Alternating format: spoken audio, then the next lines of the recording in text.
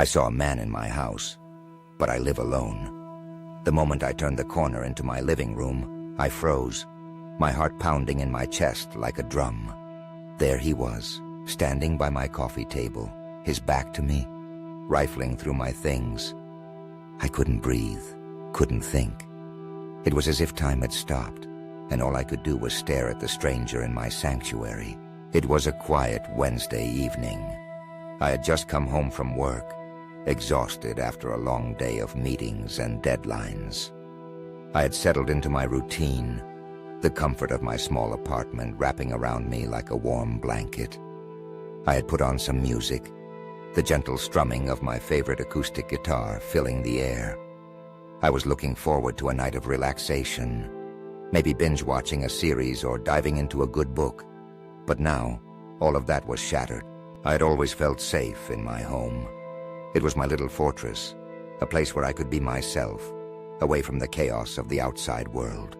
I had moved in a year ago, and each corner of the apartment held a piece of my personality. The walls were adorned with photographs of friends and family, memories captured in time. The kitchen was filled with the aroma of spices and the promise of home-cooked meals. It was my space, my haven, and the thought of someone invading it sent chills down my spine. I stood frozen for what felt like an eternity, my mind racing. Who was he? How did he get in? I couldn't comprehend the reality of the situation. I wanted to scream, to shout, to demand he leave, but my voice was trapped in my throat. Instead, I took a step back, hoping to blend into the shadows, to become invisible. As I watched him, my heart raced not only from fear, but also from an unsettling curiosity. He was tall and lean, dressed in dark jeans and a hoodie that obscured his features. He moved with a strange confidence as he picked up my things, examining them as if they were treasures. I could see my favorite mug in his hands, the one adorned with a silly cartoon character that always made me smile. He turned it over, inspecting it, and I felt a surge of anger. How dare he touch my belongings? I took a deep breath, forcing myself to think. I had to get out of there. I needed to call the police, but my phone was in the living room, just a few feet away from the intruder. I glanced towards the front door, my only escape route, but it felt miles away. I knew I had to act quickly, but every second felt like an eternity. Suddenly, the man turned slightly, and I caught a glimpse of his face. My breath hitched. He looked disheveled, with unkempt hair and a scruffy beard. His eyes darted around the room, scanning for something, and in that moment, I saw desperation mixed with a hint of madness. I felt a shiver run down my spine. This was not just a random break-in. This was someone who was lost, someone who had crossed a line. I had to think fast. I remembered the back door. It led to the small balcony that overlooked the alley behind my building. If I could get there, I might have a chance to escape unnoticed. I quietly turned on my heel, careful not to make a sound, and tiptoed towards the hallway that led to my bedroom. Every creak of the floorboards felt like a thunderclap, and I held my breath, praying he wouldn't hear me. As I reached the hallway, I glanced back one last time. The man was still engrossed in my things, oblivious to my presence. I took a deep breath and made my way to the back door.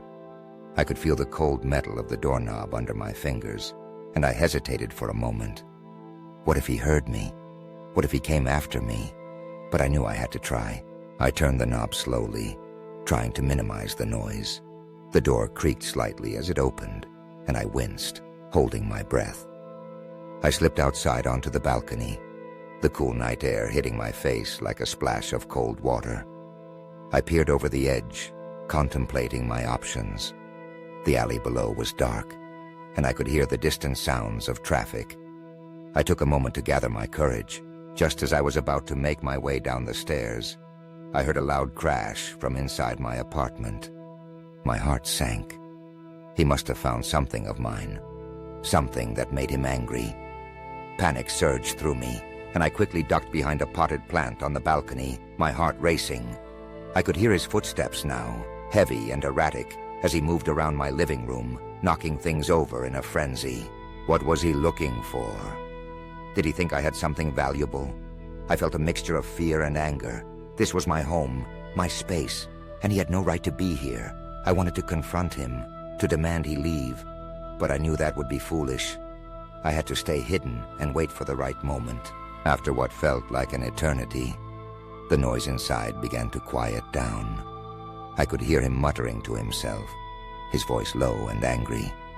I strained to listen, trying to catch snippets of his words. It was incoherent, a jumble of phrases that made no sense. I felt a knot tighten in my stomach. This was not someone who was simply looking for money. This was someone who was lost, someone who had crossed into a darkness I couldn't understand. I waited, my body tense and ready to spring into action. I had no idea how long I could stay hidden. The cold air was seeping into my bones. I thought about my neighbors, the ones who lived next door. Did they hear the commotion? Were they going to call the police? I felt a flicker of hope. Perhaps help was on the way. Suddenly I heard the sound of footsteps approaching the balcony door. My heart stopped. Had he found me? I pressed myself further against the wall, trying to make myself as small as possible.